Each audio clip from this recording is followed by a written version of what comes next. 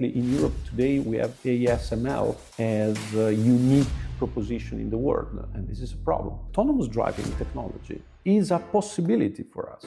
The problem is, do we believe in it as Europeans?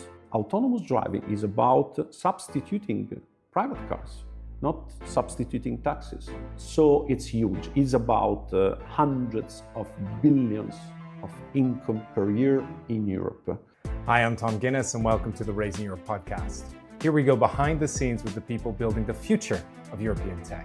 Today we welcome Luca Foresti to the show. Luca is the CEO and co-founder of Niulinx, a high-tech company that's developing advanced software and hardware solutions for level 4 autonomous vehicles. The business raised a 38 million euro seed round earlier this year and are only just getting started. If you want to see where the Italian tech ecosystem is going, you don't want to miss this.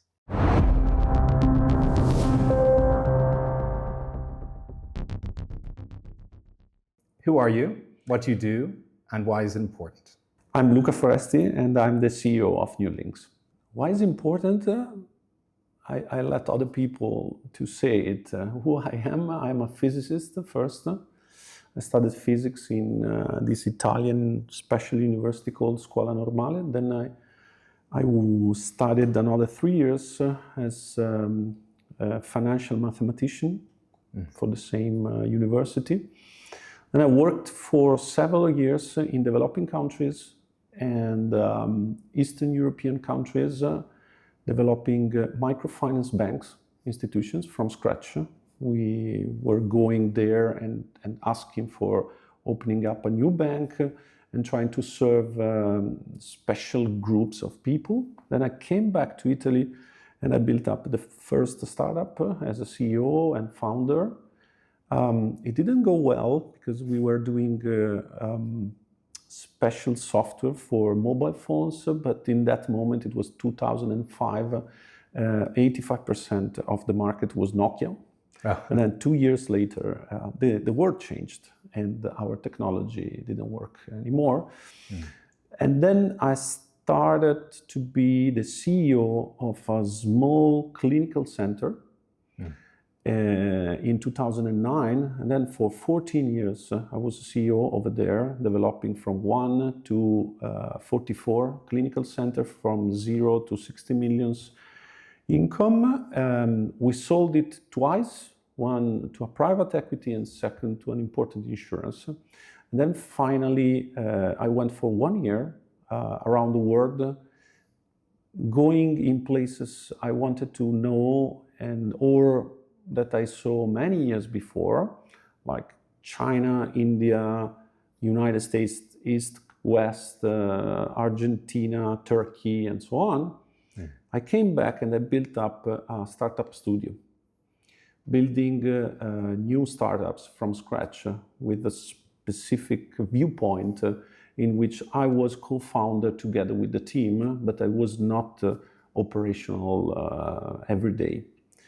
And then in July 2025, I met this university professor called Sergio Savaresi in Milan, and he was working since many years in automation for cars, and in particular in autonomous driving.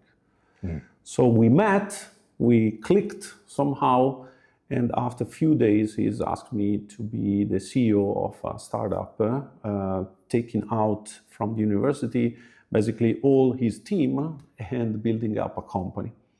I accepted. It was very exciting as an idea. And since that moment, we worked for building up a business plan, presenting it to investors, and getting the money you need for starting up such a game. And after 7 months, we closed the investments and we got these 38 millions and we started. Amazing. So this is more or less in 5 minutes my story. Where did your entrepreneurial journey begin? I know that you're a scientist by background. I was thinking about what I wanted to do in life during the university. I was studying physics, and during those years, I understood that other people around me were able to do in minutes what I was able to do in weeks. And this made me think about what I wanted to do. And basically, I decided to work for being an entrepreneur, a director, movie director, and a politician. No? And basically, I started from the first, so entrepreneurship. And after my studies, as soon as I could, I built up my first startup. So not a movie director? Yeah, not now. I need another 7 to 10 years at least for having Niulinx successful, but afterwards it may be an idea. So could you tell us about the story of how Niulinx began?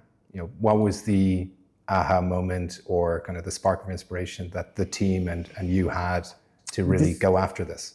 This is more about what happened before me, before my entering in the Niulinx era, because it was basically an idea of the team, and the idea is fairly simple. You can do fantastic things in the university, doing R&D, but then at a certain point, when you see the players around the world working on autonomous driving, you realize that you need tons of money, tons of people, and therefore it's impossible to go on inside the university developing something that is meaningful in that arena. And therefore, the only possibility is to spin off the team and to start up something with enough money. That was the idea at the very beginning. Then the other point is, okay, for doing what? Exactly, for going where? And we are in Europe. We are not in the United States. We are not in China. And therefore, it's fairly difficult here to talk to investors and say, look, we need 10 billions for arriving to a meaningful technology for being competitive with Waymo and other guys. So you need to develop a different mindset and a different way to approach the market in this arena. And here the idea, again, is fairly simple. Europe is a super difficult place in terms of rules, in terms of laws. And this is one of the reasons, maybe the main one, why important international players are not really entering in Europe as of today. And this is one possible competitive advantage for us. We know this place, we know the difficulties you have for having all the rules well organized around what you're doing. And therefore, this is a first point. And the second point, we realized that you can arrive to the full robotaxi concept in steps. And you may arrive to the market in a step in which you don't have to invest billions, but you can invest hundreds of millions. And this is the Robo-Sharing concept that we developed and in which we believe we can enter in the market in a fairly short time frame. We think that in 3 years we can arrive to the market. In 3 years? Yeah. What specific angle have you taken to attack the autonomous vehicle space? So the first point is speed. If you limit the speed of your cars, the risks and the technical difficulties you have are less. It's basic physics. I mean, it's nothing more than if you go at 30 kilometers per hour in less than 3 meters, you can stop the car. If you go to 50 kilometers per hour, you need 12 meters. And these small changes in speed allow you to understand that if you limit your speed, it's a totally different game. The second point, and why Waymo and other guys are spending tons of money, are edge cases. So if you need a software and hardware that is able to manage all possible cases, the amount of money you have to invest for doing it is in the range of billions. As of today, I don't think someone that knows this business can say something different than that. But if you start saying that you can use people for managing a false positive, and you allow yourself from a business viewpoint to use a lot of people, and so to have a bunch of people able to enter into the game when the car is not able to understand what to do, then you don't need to manage all those edge cases, and therefore you are changing billions in CapEx with comma something in OpEx. And this was an important point for us. Third point, if you try to have robot taxis in Europe, I don't think that for a while you can escape the point of getting a taxi license. And getting a taxi license in Europe is not the same than in China or in the United States. It's a different game, in particular in Italy, but not only in Italy, also in other countries. Therefore, you need a business model in which you are not a taxi. And our business model is not a taxi, it's a car sharing in which the car goes to the person and not the person goes to the car. You don't need a taxi license, and therefore you can enter in the market much faster than people that would like to do robo-taxis. The last point is how easy or difficult is the homologation path. And again, if your speed is low, if you manage all false positive with people, then it should be easier to get the homologation from Ministry of Transportation of various countries in Europe. So this is basically the idea. Money, speed, not a taxi, and therefore we can arrive to the market in a very short time frame compared to whoever is saying, okay, we have a robo-taxi company and we would like to be competitive with Waymo in the market tomorrow morning in Europe. I don't believe in such a sentence without something between 1 to 10 billions in financing. 1 to 10 billion. Yeah, somewhere there. It depends on various issues, but I don't believe in 20 millions, 50 millions financing, and you arrive in the market. It's not about experimenting robo-taxis. You can do a lot of experiments with 20 millions, 30 millions, no problem, no issues. But when you homologate it, then it's a different game, and therefore you need tons of money. Right, and so speaking about other approaches in the market, who else is out there and what kind of solutions are they using to tackle robo-taxis in Italy? In Italy, is there anyone else, or is there? As far as I know, nobody is aiming at homologation in Italy. Several are aiming at homologation in Europe, but the point is with which technology. If you use Chinese technology and you put your cars behind it, fine, but it's a different story. It's not European technology. And without European technology, we are going in the autonomous driving industry in the same direction we had so far in AI, in operating systems, and all stuff. Basically, in Europe today, we have only ASML as a unique proposition in the world, and this is a problem. And not robo-taxi, autonomous driving technology is a possibility for us. The problem is, do we believe in it as Europeans? Or we say, okay, we have lost. It's a Chinese and an American game. We as Europeans are not able to develop such a technology. Okay, I believe and I think that we can do it. And therefore we built up Niulinx. And so what's required to ensure kind of European sovereignty within autonomous driving? Several things. Money, I told you. Keeping here talents. I believe in Europe we have the best talents in the world. Those talents at present are going to the United States, and we need to keep them here.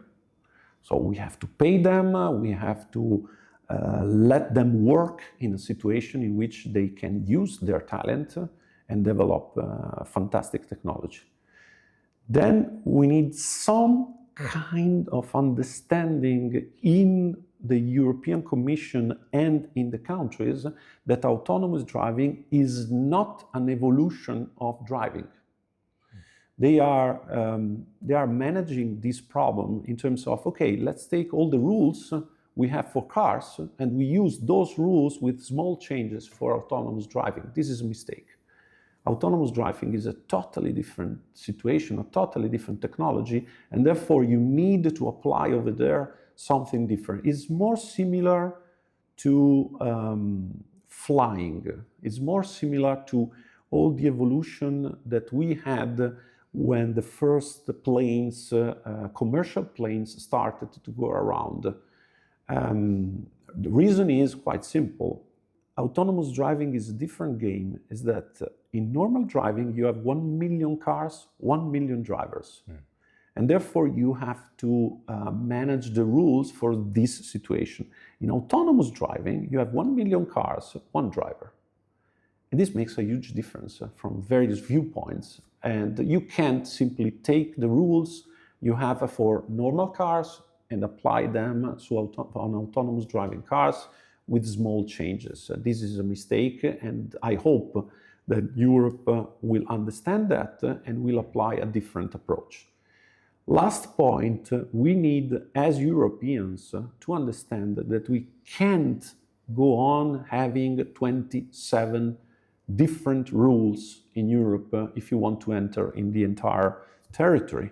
You need one rule, one way to approach autonomous driving, one office in which you go and ask for experimentation and for homologation and so on, and you can then go everywhere without any problem. This is a long way for Europe because at present it's not like that. Each country wants to put the mouth on this issue, and every time there are small differences that each country wants to apply.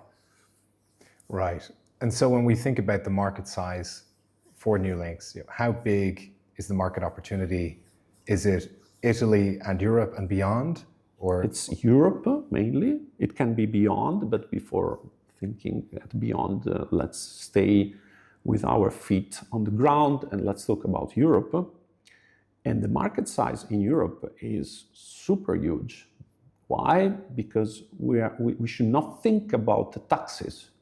In Italy, I give you a few numbers. In Italy, we have 45 million cars, 25,000 taxis. So there are 3 zeros, 3 order of magnitude between these two groups. If you think about taxis, it's a small business.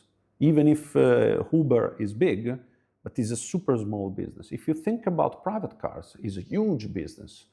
And autonomous driving is about substituting private cars, not substituting taxis.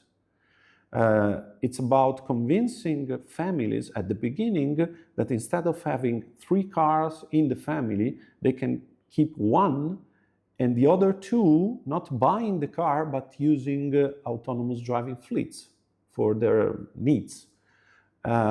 So it's huge. It's about hundreds of billions of income per year in Europe. The exact number is difficult to say, and particularly is difficult to say because we should say exactly when are we talking about. No, at present is super small because it is at the beginning, but at the end the idea is substituting all private cars. So at the end the amount of money and business in that is super huge. How long will it take? 20 years? 30 years, 40 years, I don't know, but more or less tens of years, you will arrive at substituting all private cars. Using autonomous fleets as well will likely open up more car usage rather than less.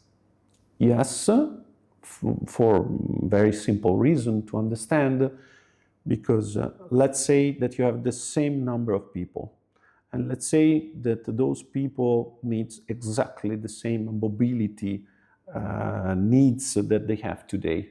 Okay, today they self-drive the car, and the car moves from one point to the other.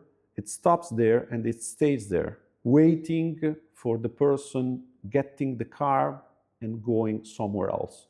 And this creates a certain number of kilometers that you have around.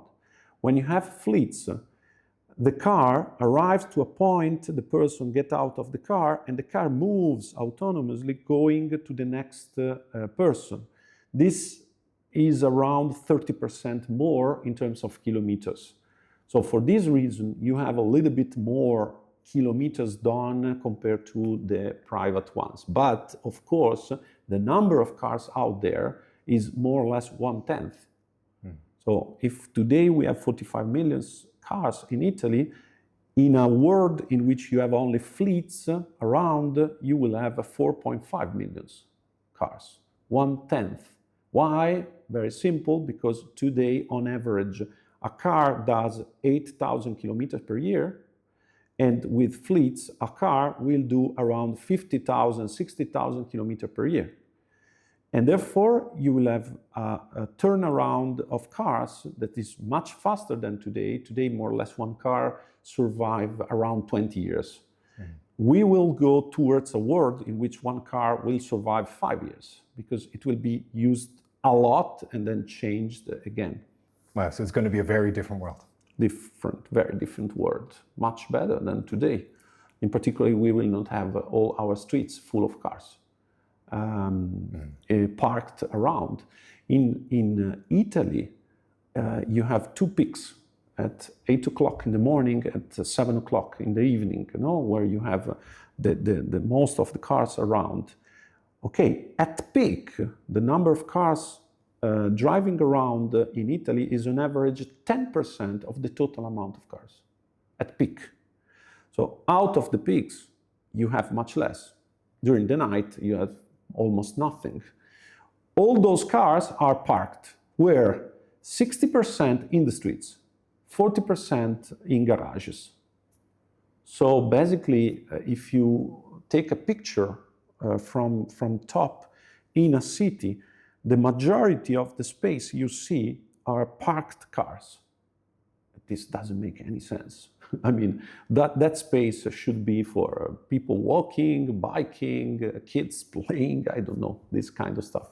I couldn't agree more, especially as someone from the countryside where there's green grass and rolling hills and all of this. Hey everyone, taking a quick break from today's episode.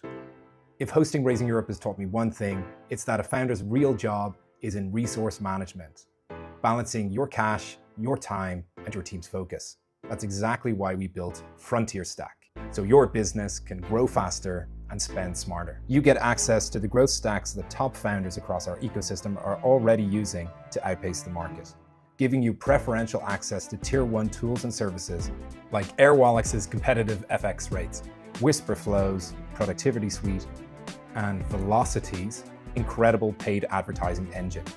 Stop guessing and grow faster. Head over to getfrontierstack.com right now. Join the waitlist and lock in your priority access pass so you can grow faster and spend smarter. That's getfrontierstack.com.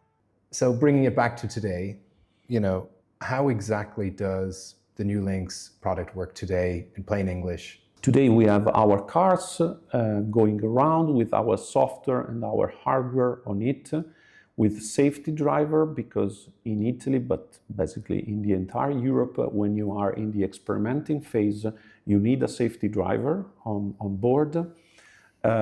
It has a certain number of false positive. During a false positive, the safety driver takes control of the car and decides what to do. We are coming from the university team that had this authorization from Italy. We are waiting in hours the authorization for Niulinx, and so immediately after we can have our cars going around. We are deciding exactly which car platform are we going to use, and we are thinking a lot about the dimension of the cars in Europe. And our gut feeling is that in the long run, in a country, in a bunch of countries in which the average number of people in a car is 1.3, it doesn't make too much sense to have big cars going around in a fleet for various reasons: energy usage, dimension in the streets, the fact that during the false positive, a small car can stop by and without taking too much space and allowing other cars going around. Therefore, we are thinking about developing an L7 platform, meaning a platform for two people, so a small platform, electrical of course, that can be easily built with sensors and actuators for the autonomous driving business. So here is where we are, but keep in mind that we started on the 10th of April. So we are around 2 months after that. And at the beginning in Europe, you have to build up the company. You have to sign the contracts with the people. You have to take the office space, and you have to do these bullshits, and we did it. Aware there was testing last year in Brescia. How did the team build that MVP, and where's the product today? They built it as you can do in an R&D university team. So you buy sensors available, you build up your cars, you don't care at that moment about homologation, you care about the technology, you care about having something that can go really in the streets and without risks for the people, of course. And they did it. They simply did it. It was a fantastic job from their side. Today, we have a different problem. We have to take that experience and we have to move to a homologable structure. So we need, certified sensors.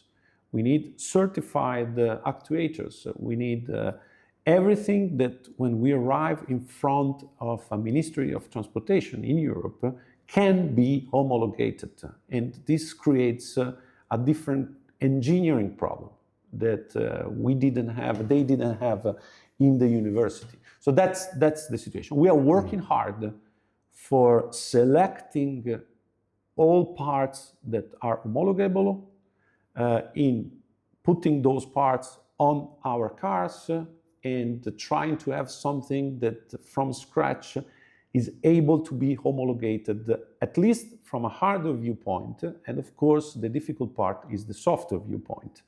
And here we have our team working on all specific areas of autonomous driving, perceptions, localizations, and so on. We have a software for managing remotely the car, and we have people managing remotely the car during false positive and so on. Well, yeah, huge congrats to the team on that initial testing. Yeah. And, where are you on your technical roadmap today? And how do you see the roadmap progressing over the coming years? Okay, today, as I said to you, the first point is to decide which platform is the best platform for going to homologation. And this is taking today the maximum of our brain power and analysis and understanding and discussions, not only internal to Niulinx, but also with, companies that are helping us, consulting us, because they have already experience in homologating not L4, but maybe L3 or L2 plus and so on, trying to understand what in their experience is possible to do. So today we are deciding which platform, and we are deciding exactly how many sensors, which sensors, where you put the sensors, so which computer you want to have on board and so on, for again going from an R&D concept to a homologable engineering concept, something that is really able to be homologated. Then we will start the experimentations in the streets as fast as possible. We are opening up a second local office in Munich. We have the first local office in Milan, Cernusco sul Naviglio, where we are now. We think that Germany is in Europe at present the place where you want to be for confronting yourself also with other players, with other startups, with automotive industry and so on. Of course, Germany is the most important European market for automotive, and where almost you have a lot of know-how, expertise, people that are very good in various parts, so you want to be there. And we would like to do the experimentation in Germany as well, not only in Italy at the beginning. In our business plan, we have 5 different countries in which we want to experiment. Why 5? Because you want to experiment not only the technology, but also the relationship with local municipalities, local countries, to understand from a financing viewpoint what you have in Europe around. And again, we are from scratch, from the beginning, a European company, not an Italian company. And if you want to have a European company, you need European investors and you need European operations. And therefore, this is what we are trying to do. Diving into the financials a little bit more, how do the unit economics of the business work today, and then how do you see them evolving over time? How is Niulinx going to eventually make money? Okay, today we are in the R&D phase, and therefore there are no income. Yeah, the Robo-Sharing approach, we think that the best way to tackle it is with a kind of franchising business model approach, where we are the franchisor and we find the franchisee in the local communities. So companies, organizations, local municipalities, why not, that buy from us cars that are ready to go around in AD, in autonomous driving mode, fully serviced from remote from us for the false positive management. And therefore, we sell the cars to the franchisee and we ask the franchisee a certain amount of money per kilometer done. And there, the franchisee decides the pricing and decides also the different group of people that they want to serve. Sometimes you may want to serve, for example, elderly people, people with physical problems, kids, and so on. Sometimes you want to serve everyone around. At the beginning, I am confident that this kind of technology have to find out in the society, among the people, how they are willing to use it. It's not obvious that people out there will arrive the typical robo-taxi, robo-sharing car, and they will jump on it and they will use it for everything. Yeah. It's not clear to me, and I don't think it's clear for everyone if you are sincere, if you think sincerely about that. Therefore, we have to find out community by community, local space by local space, how they are going and willing to use it. And then you learn. You learn from one example, second examples, and so on, and you enlarge the business, okay? At a certain point, you will be present in a certain large area in certain small areas, no? Cities, city centers, and so on. And then you will start thinking, how can I enlarge the space where my fleets can go? And you can do it in our technology, connecting these small areas with 2 streets. Why 2? Because one can be closed at a certain point and you need a second for connecting it. And when you do it in the robo-sharing approach, we didn't talk about it. What is the robo-sharing approach is the car arrives at 30 kilometers per hour maximum where the person is. The person jumps on the driving seat of the car and it drives itself the car. And it goes where he or she wants, arrives without parking, get out of the car, and the car go back in the fleet. So what does it mean this? That the 30 kilometers per hour speed limit is only for the autonomous driving part, but when the people drive themselves the car, you don't have any speed limit, and you can go everywhere you want. Simply, when you arrive, you should be in an area that is covered by our service. No? Therefore, if you have one city covered and another city covered, and you have two streets connecting covered, the people can get the car here and go in another city here and let the car there. You may have at a certain point a non-equilibrium among the cars here and the cars here. Therefore, for example, during the night when people don't use basically cars, you re-equilibrate the number of cars along the streets. So that's the idea, and the business model is as many cars we can sell and serve, and of course the more money and business we can do and our local partners can do as well. And so how much would one of those rides cost for an individual, or drives? Good question. So let's start from the present numbers and let's arrive to the goal. So which numbers are interesting and important for answering to this question? The first number is how much does it cost a taxi? And the taxi in Europe costs something between 3.5 and 4.5 euros per kilometer. Depends on the country and depends on many different things. Then the second number that is important is how much does it cost today a private car? And of course, what you want to see is the total cost of ownership. So you put together how much does it cost the car, the insurance, and all the costs, maintenance, energy, whatever. And more or less, given the number of kilometers, given the cost of the cars, and so on, you arrive at around €1 per kilometer. Okay? So that €1 per kilometer is a limit super interesting to work with when you think about autonomous driving.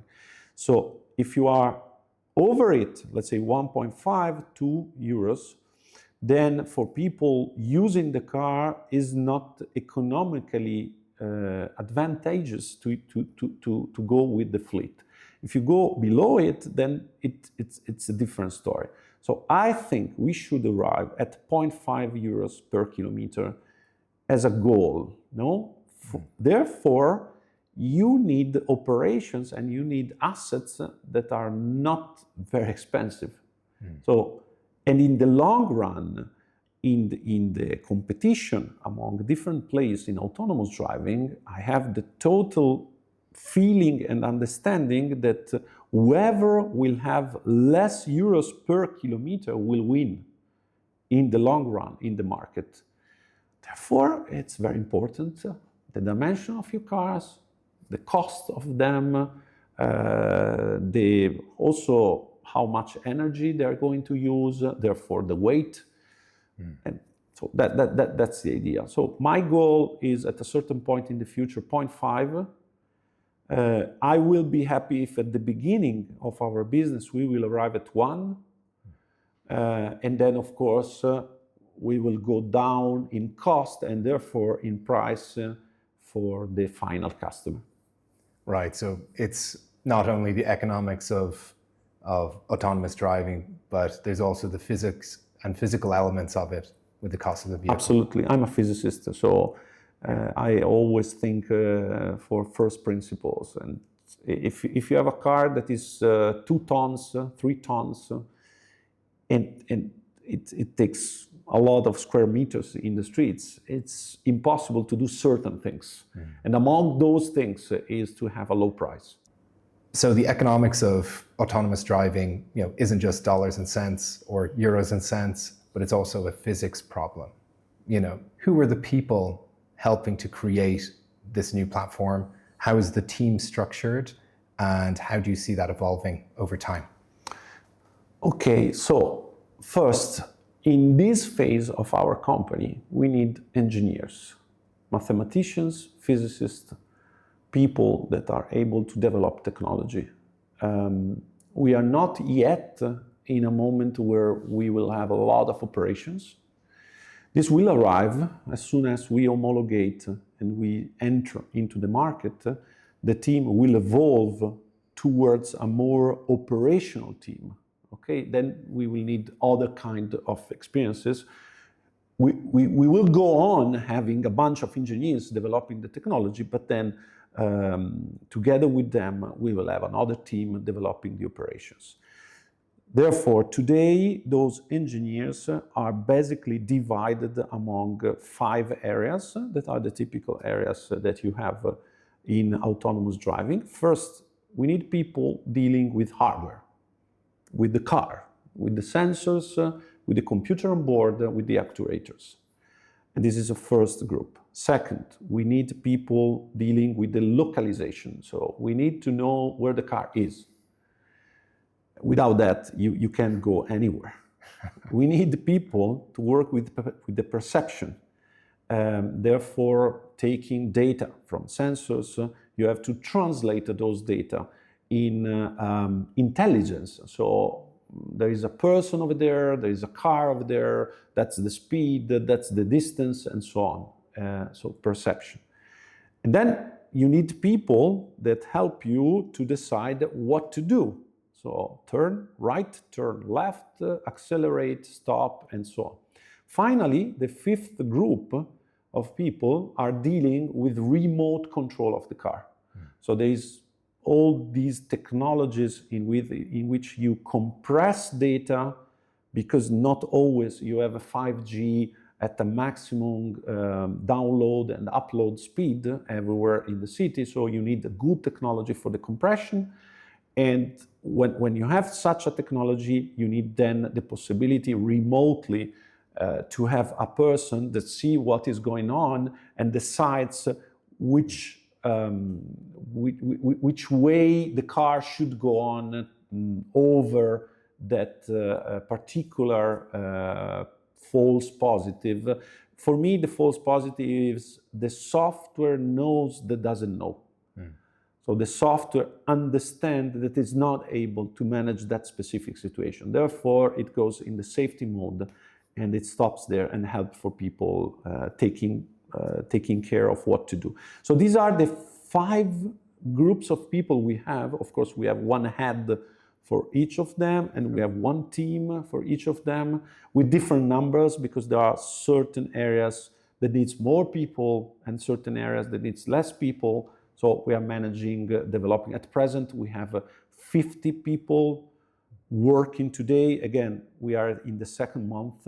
We have in the business plan 100 people in 12 months, and we have 200 people in 24 months. So we are aiming and working for building a huge team of engineers. I mean, huge, let's talk about it. If you take Zoox, they have 4,000. People. I mean, if you take Wave, I don't know exactly now how many hundreds of people they have. So the big competitors around the world have a different zero compared to us as of today, but we are a startup. We start from 0 and we should arrive there. So that's the pace we are willing to keep from now on. So how do you attract and retain the best talent, aware that it's going to be, it's not only competition for mileage, but also for talent? So we pay well, and we have stock options for everyone. These are the basics. Without that, it's fairly difficult in this arena that is high tech, let's say, to attract talents. Then we create a culture in which each person that comes over here has the possibility to influence what is going on. Each person has, I always use this concept, local enlightened dictatorship. So dictatorship meaning that for each decision, there is one person taking it. Local means that the area in which the person takes the decisions is limited. Is local, is about his responsibilities. Enlightened, because each person should take those decisions not alone, closed in a room, but should go around and talk to the people and understand their opinion and understand the stakeholders, what they think about things and so on, and the final decisions should take into consideration other people's ideas and other concepts. No? So this kind of culture, in my opinion, is a fantastic place where you want to be. Because if you have talent, if you are able to, let's say, influence what is going on in such a culture, you can do it. So therefore, I hope and I think that word of mouth of the people working here and the people that do meetings with us, that see what we are doing, will attract that kind of talents. So people that want to be dictators, local, enlightened. And you're being here in the Niulinx office in Milan, it's a real family feeling here, walking through the office, which you're creating, which is fantastic to see. Thank you very much. To the people who are supporting the team and financing the business, huge congratulations on your 38 million euro financing round led by CDP, A2A, and with the likes of Pirelli and a handful of other leading investors and suppliers within the space. How did that come about, and what was the story of the fundraising? From a certain viewpoint, a typical story of fundraising. You have a deck, you send your deck around, and you talk to hundreds of people, you get feedback. Some of those feedbacks are good, some others are bad, some others are dubious. And the feedback after feedback, you learn about the other people's perception about what you are doing. And eventually you also change something along the way, because you understand that certain words and certain goals are not so interesting for investors, but others are. So from this viewpoint is a typical startup financing round. From another viewpoint is a totally different game. I did several rounds in my life before. And so I had the super typical experience. You go to typically a VC fund, you try to convince a VC fund to be lead investor, to do all the technical work for preparing the documents and so on, and then you have followers. This is the typical round. In our case, it was totally different, because we understood that the typical VC fund was not ready to finance such a deal in Europe today. So we had to change approach. And at the end, our lead investors are a multi-energy company, A2A, and the CDP. CDP for foreigners is the leading financing unit in Italy for VC, venture capital, because it's basically public money, but used for venture capital feeding, and not only venture capital, they do a bunch of stuff, and they have hundreds of billions under management. Not all of them, unfortunately, are in venture capital, but some of them are in venture capital. The fund that invested in us is an AI-oriented fund with 500 millions under management, and we were, I think, the second or the third investments that they did. And then going on, they together they put 20 millions out of 38 millions, and then we had to find out if the market was ready to help us. And we found that there were companies interested in putting their hands and their feet inside the autonomous driving business, like the Italian railway main company, Pirelli, working with tires, and some financial investors. Okay, we had one VC fund that invested in us as follower, and we were able at the end to convince other investors to put another 18 millions in that, and we closed the round in that moment. So again, from a certain viewpoint, the typical story. from another viewpoint, we understood that we couldn't simply finance it like any other startup. And another point is we wanted to build up an arena of investors that were well representing the society, the needs, what was going on out there, because this is not only a technological challenge, but is also a cultural challenge. And you need trust, building trust with other players that are already in the market since many years, that are already serving customers in various ways, is easier than else. If you had to distill that entire experience of fundraising into one golden rule, what would it be? Try as much as possible to tell the truth to investors. So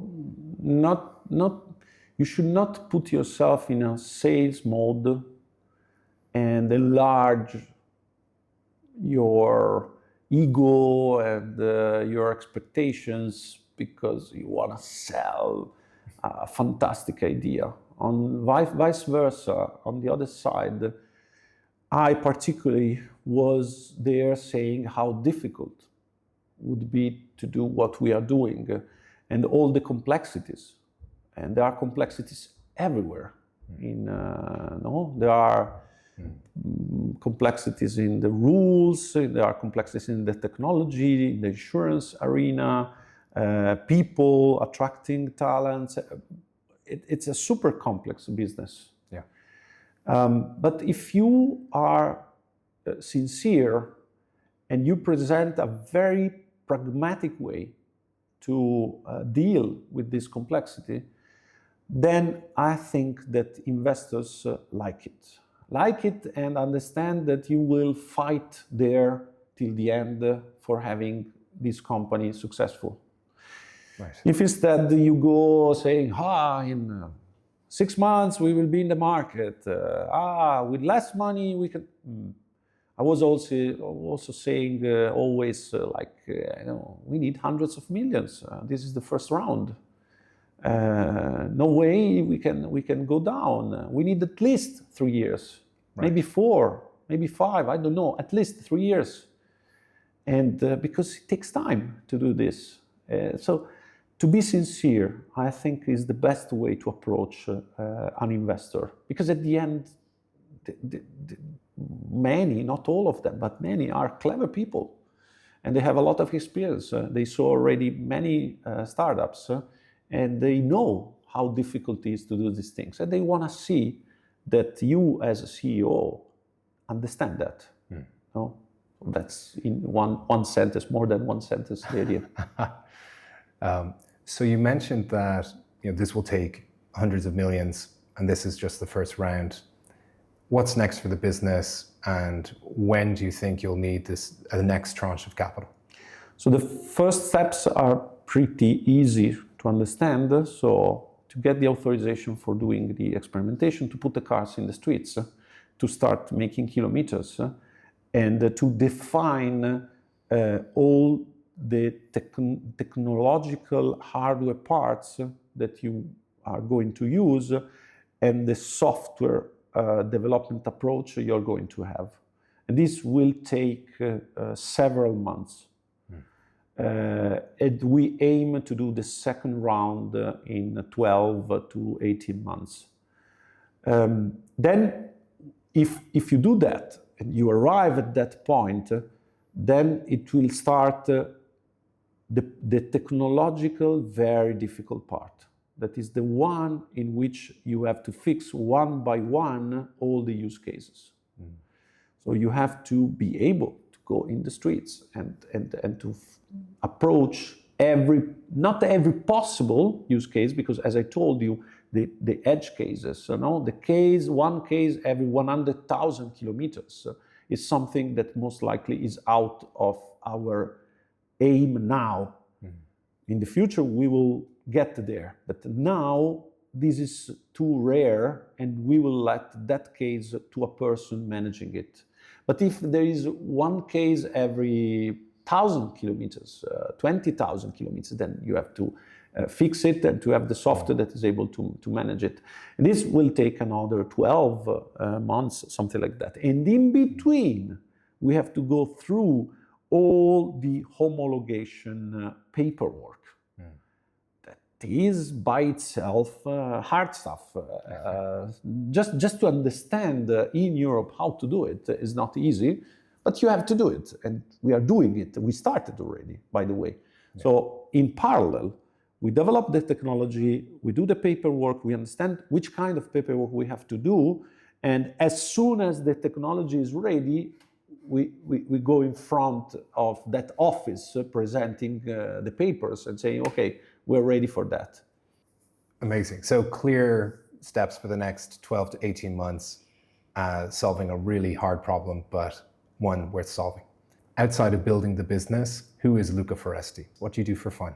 Personally, you're asking several things. I have a family, 3 kids, and for me it's a lot of fun.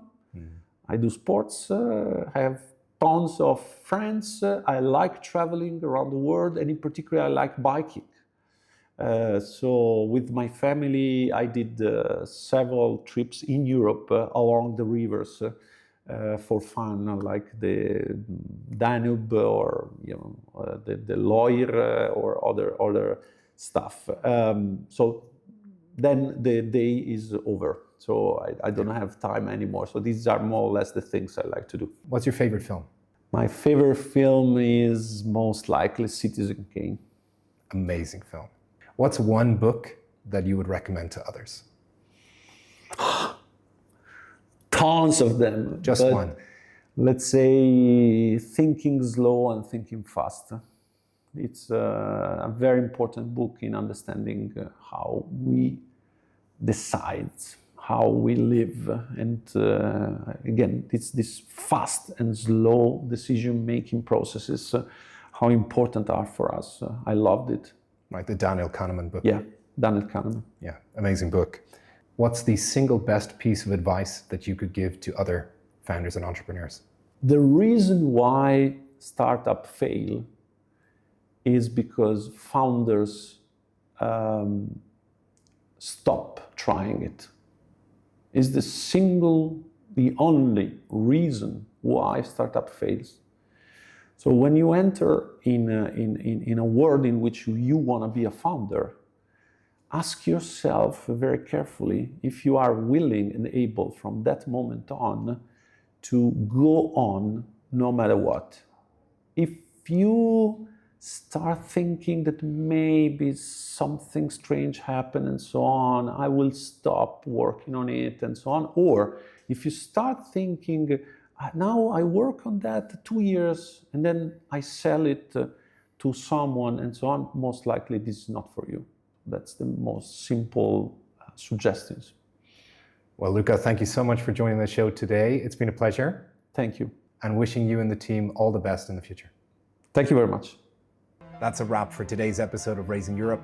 Thank you so much for tuning in. And as always, remember, your biggest edge as a founder comes down to resource management. If you want to stop guessing, head on over to getfrontierstack.com right now and join the waitlist. Lock in your priority pass now so you can grow faster and spend smarter.